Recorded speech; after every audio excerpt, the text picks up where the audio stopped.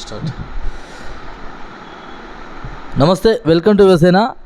ఈరోజు మనం నంద్యాల జిల్లాకు సంబంధించినటువంటి నందికొట్కూరు నియోజకవర్గంలో ఉన్నామండి. ఈ యొక్క నందికొట్కూరు నియోజకవర్గంలో టీడీపీ నాయకులు మరియు టీడీపీ కార్యకర్తలందరూ అందరూ కూడా ఈరోజు సరే టీడీపీ టికెట్ ఎవరికి ఇస్తారనేది ఒక విషయం పక్కన పెడితే ఈ నాయకులందరూ మరియు కార్యకర్తలందరూ కూడా ఈరోజు టీడీపీ పార్టీని బలోపేతం చేయడానికి మరియు టీడీపీ పార్టీని 2024లో గెలిపించుకోవడం కోసం వీళ్ళు ఎలాంటి ఒక వ్యూహాలు చేస్తున్నారు మరియు ఇప్పుడు వీళ్ళు అధికారంలో రావడానికి ఎలాంటి ప్రయత్నాలు చేస్తున్నారని మాటలు వాళ్ళ ద్వారా నేరుగా అడిగి తెలుసుకునే ప్రయత్నం చేద్దాం మనం ఈరోజు. అన్నగారు నమస్కారం.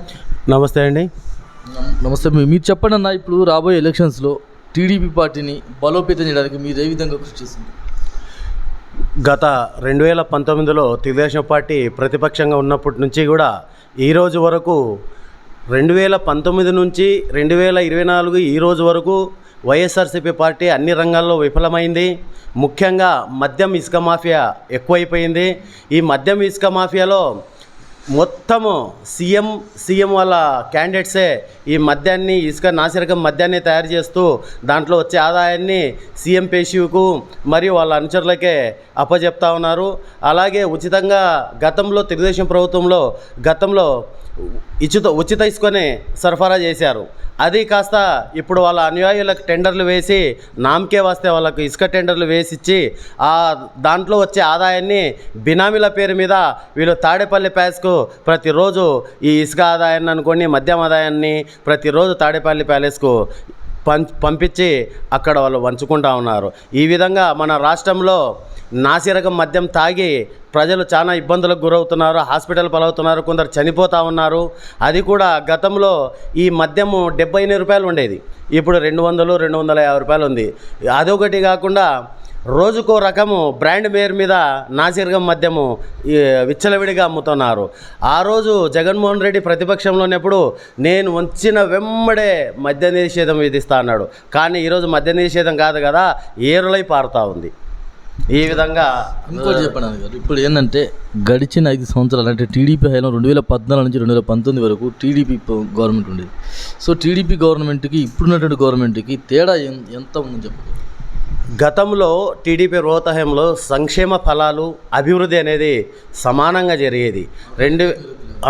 సంక్షేమము అభివృద్ధి రెండు సరిసమానంగా జరిగేటివి. 2014 నుంచి 19 మీరు లెక్కేసుకోండి.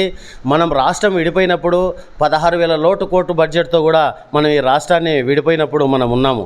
కానీ అదే లోటు బడ్జెట్ని పూడ్చి 2019 ఎలక్షన్స్ వరకు ఈ రాష్ట్ర ఆదాయాన్ని 16,000 కోట్ల బడ్జెట్తో తెచ్చిపెట్టాడు. అది చంద్రబాబు నాయుడు గారి ఘనత. ఎందుకంటే ఆయన అనుభవము 30 ఏళ్ల రాజకీయ చరిత్ర, 4 సార్లు ముఖ్యమంత్రిగా చేసిన అనుభవము మన రాష్ట్రానికి లక్షలాది కోట్ల రూపాయల పెట్టుబడులు తెచ్చి పరిశ్రమలను ఏర్పాటు చేసి వాటి ద్వారా వచ్చే ఆదాయాన్ని సంక్షేమానికి అభివృద్ధికి సమానంగా ఈ రాష్ట్రాన్ని అభివృద్ధి చేశాడు.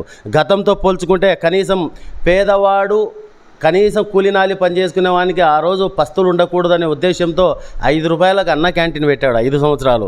కానీ దరిద్రులు ఏం చేస్తాము, ఈనాడు ఆ 5 రూపాయలు కనీసం తృప్తిగా ఏ పని లేకపోతే కూలినాలికి పని పోయేవాళ్ళు 5 రూపాయలు ఇచ్చి ఎక్కడైనా తృప్తిగా భోంచేసి ఉండేవాళ్ళు. కానీ తీసేశారు, వాళ్ళ కడుపు కొడతా ఉన్నారు వీళ్ళు. ఈ విధంగా లెక్కేసుకుంటే మన 2014 నుంచి చంద్రబాబు నాయుడు గారు ఐటీ పరిశ్రమలను విశాఖను ఐటీ హబ్గా చేయాలనేసి ఒక మహత్తరమైన పథకాన్ని తెచ్చిపెట్టాడు. అందులో భాగంగా లుంబిని టవర్స్లో ఎన్నో ఐటీ పరిశ్రమలను తెచ్చిపెట్టాడు. దురదృష్టవశాత్తు మనము 19లో ఓడిపోయినందుకు ఆ ఐటీ కంపెనీలన్నీ, ఆ లుంబిని దాంట్లో ఉన్న ఐటీ కంపెనీలన్నీ ఇతని ప్రభుత్వం వచ్చిన తర్వాత దాన్ని ఖాళీ చేయించి 3 రాజధానుల పేరుతో నాకు పరిపాలనా సౌకర్యం కొరకు ఆ టవర్ ఆ బిల్డింగ్ కావాలనేసి ఉన్న పరిశ్రమలను కూడా వెళ్ళగొట్టాడు. అదేవిధంగా ఆనాడు 21,000 టీచర్ పోస్టులను డిఎస్సి ద్వారా భర్తీ చేశాడు చంద్రబాబు నాయుడు. కానీ ఇదే జగన్మోహన్ రెడ్డి ఆనాడు ఈ రోజుకు 4 సంవత్సరాల 10 నెలలు అవుతా ఉంది ఈ రోజుకు పరిపాలన చేయబట్టి. ఒక్క డిఎస్సి, ఒక మెగా డిఎస్సి కానీ ఒక చిన్న డిఎస్సికి కూడా ఇంతవరకు ప్రకటించలేదు. ఎలక్షన్స్ 2 నెలలు ఉన్నాయనగా ఒక చిన్న 6,000 పోస్టులతో డిఎస్సిని ఏర్పాటు చేశారు. అది కూడా టైం లేదు. కనీసం ఈరోజు ప్రకటించాడు, 2 రోజులకు అప్లై చేసుకోవాలా, మరి 2 రోజులకు స్కూటిని అయిపోతే ఎమ్మడే 10 రోజులు ప్రిపేరింగ్, ఎమ్మడే ఎగ్జామ్స్. ఎక్కడంటే టైం వాళ్ళకు ఏ విధంగా ప్రిపేర్, అసలు దాంట్లో కొత్త సిలబసా పాత సిలబస్ అనేది కూడా మెన్షన్ చేయలేదు. అంటే వీళ్ళ సలహాదారులు ఎట్టున్నారంటే ఈయనకు లక్షల జీతాలు తీసుకుంటున్నారు కానీ సరైన సలహాలు ఇవ్వట్లేదు. సో ఇప్పుడు ఆంధ్రప్రదేశ్లో కొంతమంది పేద ప్రజలు ఏమంటున్నారు అయ్యా అంటే, మా ఇంట్లో జగన్మోహన్ రెడ్డి గారు ప్రతి పండగకి డబ్బులు ఇస్తున్నారు, మా పిల్లలకి మంచి స్టడీని ఇస్తున్నారు, తర్వాత ఏంటంటే మాకు పని కల్పిస్తున్నారు అనే ఒక మాటలు మనం ఈరోజు కొంతమంది నుంచి మనం వింటున్నాం. ఇది ఎంతవరకు నిజమని? ఇప్పుడు చూడండి, గత ప్రభుత్వంలో పేద పిల్లలకు ఉచిత విద్య కొరకు స్కూళ్ళలో, అంటే ప్రైవేట్ స్కూల్స్లలో చదువుకుంటే వాళ్ళకి ఫీజు గవర్నమెంట్ కట్టేది. ఇప్పుడు ఆ విధంగా లేదు. కడతాన్ని చెప్పేసి వీళ్ళు ఇప్పుడు కట్టకపోవడం మానేసినారు. ఇంకొకటి, 1 నుంచి 15 వీళ్ళు టీచర్ పోస్టులు భర్తీ చేయలేక చేతగాక ఒక స్ట్రెంత్ ఎక్కడైతే తక్కువ ఉందో ఆ స్కూళ్ళని అన్నింటినీ మూసేసి మళ్ళీ స్ట్రెంత్ని తీసుకుపోయి ఇంకో స్కూల్లో పెట్టేసి చిన్నపిల్లలు పాపం ఇప్పుడు ఒక 1/2 కిలోమీటర్ ఈ ఏరియా ఉందనుకోండి, ఇక్కడ ఒక ఎలిమెంటరీ స్కూల్ ఉంటుంది. ఈ ఏరియాలో పిల్లల తల్లిదండ్రులు ఎవరెవరు పోయి స్కూల్గా వదిలిపెట్టి వచ్చేస్తారు. కానీ అలాంటి పరిస్థితి లేదు. ఆ స్కూల్ అక్కడ స్ట్రెంత్ లేదనేసి ఉద్దేశంతో అక్కడ దాన్ని మూసివేసి ఎక్కడో 3-4 కిలోమీటర్లు ఉన్న స్కూళ్ళకు అటాచ్మెంట్ చేసేసి వాళ్ళకి అక్కడ అడ్మిషన్స్ ఇస్తున్నారు. తల్లిదండ్రులు చాలా ఇబ్బందికి గురవుతున్నారు. ఇంకొకటి, చదివిస్తూ అంటున్నారు కదా, గతంలో తెలుగుదేశం ప్రభుత్వంలో విదేశీ ఉన్నత విద్య కొరకు కోట్లాది రూపాయలు శాంక్షన్ చేశాడు చంద్రబాబు నాయుడు. ఈ జగన్మోహన్ రెడ్డి వచ్చిన నుంచి ఒక్కరికన్నా ఒక్క విదేశీ విద్యకు ఏమన్నా శాంక్షన్ చేశాడని నేను ఈ సందర్భంగా అడుగుతున్నా. అలాగే గత ప్రభుత్వంలో నిరుద్యోగ యువతకు 3,000 ఇచ్చేవాడు. అంటే వాళ్ళకి ఏదో రకంగా ఎగ్జామ్స్ ప్రిపరేషన్ అనుకోండి, ఏదో ఫీజులు కట్టుకోనికి అనుకోండి, లేకపోతే ఎక్కడైనా చదవడానికి వెళ్ళడానికి అనుకోండి, ఏదో రకంగా ఉపయోగపడేటివి. ఆ 3,000 తీసేసి ఇప్పుడు దేనికి ఇస్తున్నాడని అమ్మఒడి ఇస్తున్నాడు. ఆ రోజు చదువుకున్న ప్రతి ఒక్కరికి, అంటే ఇంట్లో ఎంతమంది చదువుకుంటే అంతమందికి నేను ఇస్తాను 15,000 అన్నాడు. కానీ అధికారంలోకి వచ్చినా నేను ఆ మాట అనలేదు, నేను ఒక్కరికే చెప్పింది, ఆ ఒక్కరికి అనేసి అది కూడా 13,000 ఇస్తా ఉన్నాడు. ఆ 13,000 కొందరికి 8,000 పడుతున్నాయి, 9,000 తల్లుల ఖాతాల్లో వేస్తున్నాడు. ఇప్పుడు అది ఏమవుతుంది తెలుసా, డైరెక్ట్ స్కూళ్ళకు ఆ ఫీజులు ఇంతకుముందు ఆ గవర్నమెంట్లో డైరెక్ట్ స్కూళ్ళకు పంపించేవాడు. అంటే స్కూల్ యాజమాన్యము డైరెక్ట్ గవర్నమెంట్ ఫీజులు వచ్చేస్తే వీళ్ళకి టీసీలు గీసీలు అంతా ఎగ్జామినేషన్ ప్రిపరేషన్ చేసి పంపించేవారు. ఇప్పుడు వీళ్ళు తల్లుల ఖాతాలకు పంపించడం వల్ల వాళ్ళు ఏదో విధంగా దాన్ని వాడుకోవడం వల్ల వీళ్ళు కట్టలేకపోవడం వల్ల ఇప్పుడు కనీసం వీళ్ళ సర్టిఫికేట్లు కూడా స్కూల్ యాజమాన్యం మాకు డబ్బులు కడతలేరనేసి స్కూల్లో సర్టిఫికేట్స్ కూడా తెచ్చుకోలేని పరిస్థితి పిల్లలది. చాలా దారుణంగా ఉంది. ఏ విధంగా అభివృద్ధి జరిగిందనేసి ఈ సందర్భంగా ఆయనను అడుగుతున్నా నేను. ఇంకోటి ఏంటంటే అండి, నారా చంద్రబాబు నాయుడు గారు జగన్మోహన్ రెడ్డి గారు ఈరోజు జైలు పెట్టారు. 54 రూపాయలు జైలు ఉంచారు. సో ఇలాంటి సందర్భంలో నారా చంద్రబాబు నాయుడు గారు బయటకు వచ్చిన తర్వాత పవన్ కళ్యాణ్ గారు నారా చంద్రబాబు నాయుడు గారు ఇద్దరు ఒకటే జగన్మోహన్ రెడ్డి వైపు వెళ్తారు. సో జగన్మోహన్ రెడ్డి ఏమంటున్నాడంటే, మీకు నీతి ఉంటే మరి ఒక్కొక్కరే రావచ్చు కదా, ఇద్దరు కలిసి ఎందుకు రావని అంటున్నారు వైసీపీ పార్టీ. ఇప్పుడు ఒక్కటి మనం గమనించాలి, ఈయన కుల రాజకీయాలలో దిట్ట. జగన్మోహన్ రెడ్డి కుల రాజకీయాల్లో దిట్ట. ఇప్పుడు ఆయనకు మద్దతు ప్రకటిస్తే చేర్చుకోడా ఆయన? ఏ రాజకీయ పార్టీ అయినా జనరల్గా మనం ఆలోచిద్దాం, ఏ రాజకీయ పార్టీ అయినా ఒక పార్టీకి మద్దతు ఇస్తుందంటే చేర్చుకోరా, కలిసికట్టుగా పోరా. ఒక విపక్ష నేతగా ప్రశ్నించడం తప్ప. ఆయనను కూడా అక్రమ కేసులు పెట్టించాడు. పవన్ కళ్యాణ్ మీద కూడా ఎయిర్పోర్ట్లో కూడా పోనీయకుండా చేసినాడు విశాఖపట్నంలో ఒకసారి. అలాగే చంద్రబాబు నాయుడు మచ్చలేని నాయకుడు, 30 ఏండ్ల నుంచి ఏ ఒక్క కేసు కూడా ఇంతవరకు.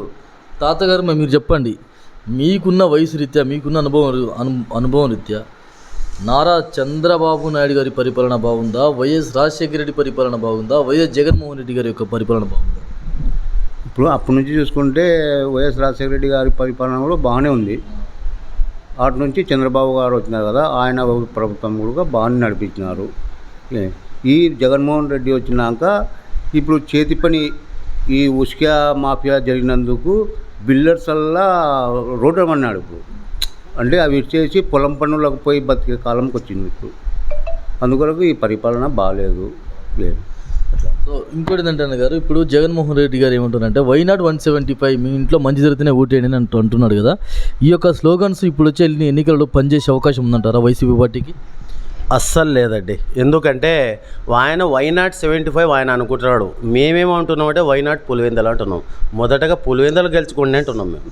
మొదట పులివెందులు గెలిచిన తర్వాత ఆ తర్వాత రాష్ట్రంలో ఉన్న మిగతా 174 అసెంబ్లీ నియోజకవర్గాలు ఆలోచన చేయమనండి ఈసారికి. ఎందుకంటే అన్ని రంగాల్లో విఫలమైనాడు. ఏ ఒక్క రంగంలో ఆయన నేను అభివృద్ధి చేసినా అని పక్కాగా లెక్కలు చూపించమనండి. ఈరోజు కార్పొరేషన్లు ఉన్నాయి. కులాలకు ఒక కులానికి ఒక కార్పొరేషన్ పెట్టాడు. కార్పొరేషన్కి ఏమైనా నిధులు కేటాయించాడా? కార్పొరేషన్లో కనీసం కుర్చీలు కూడా లేవు కూర్చోవడానికి. వాళ్ళకు మటుకు క్యాబినెట్ హోదా ఇచ్చాడు, జీతాలు అయితే ఇస్తూ ఉన్నాడు, షో పుటప్ చేస్తూ ఉన్నాడు. అంత తప్పితే ఏం లేదు. అదే తెలుగుదేశం ప్రభుత్వ హయాంలో చేతి వృత్తుల వారికి 10,000 నుండి ₹1,00,000 వరకు 50% సబ్సిడీతో ప్రతి కులానికి ఇచ్చాడు. కొన్ని వేల కోట్ల రూపాయలు కేటాయించాడు. సో ఇంకోటండి, ఎన్ని సీట్ల తేడాతో ఈసారి టీడీపీ పార్టీ గెలిచే అవకాశం ఉందంటారు?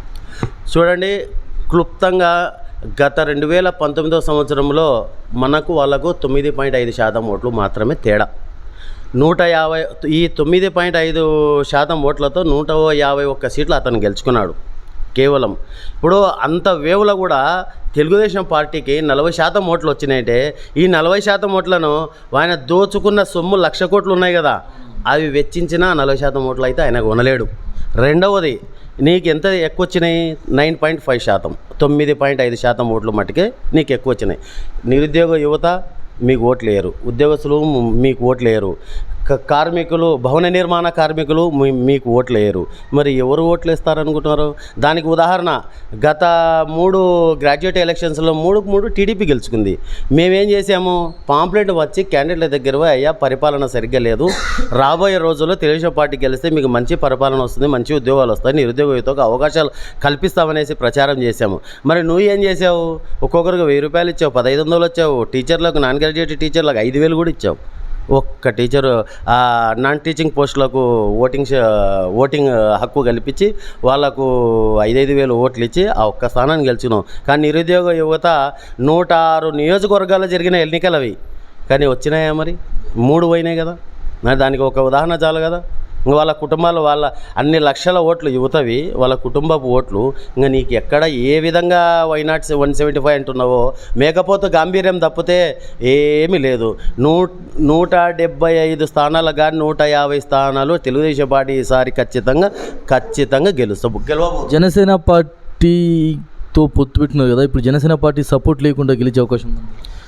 జనసేన ఉన్నా లేకున్నా 2024లో తెలుగుదేశం పార్టీ ఖచ్చితంగా గెలుస్తుంది. కాకపోతే ఒక ప్రతిపక్ష పార్టీగా ఆయన కూడా ఒక పార్టీ మీద పోరాటం చేస్తున్నాడు, ప్రజల పక్షాన పోరాడుతున్నాడు.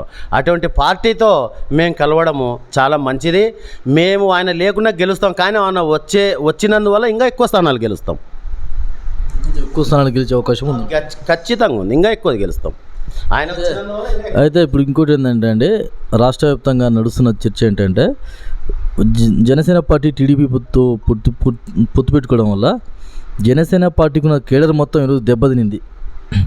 జనసేన పార్టీలో ఉన్నటువంటి లీడర్లందరూ కూడా ఈరోజు దెబ్బతిని, జనసేన పార్టీని నమ్ముకోవద్దు, రబ్బర్ చెప్పులు, ఎర్ర కండవ, గాజు గ్లాసు, ఈ చినిన చొక్క, ఇలాంటి మాటలు నమ్మి రాజకీయాలకు రావద్దని చాలామంది పాపం వాళ్ళ యొక్క నిరసనలు తెలియజేస్తున్నారు.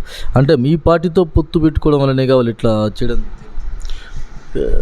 ఇప్పుడు ఖచ్చితంగా ఒక పార్టీతో పొత్తు పెట్టుకున్నప్పుడు అపోనెంట్ పార్టీ, ఇప్పుడు పేటీఎం బ్యాచ్ ఉంది, వాళ్ళకు లక్షలాది డబ్బులు పెట్టి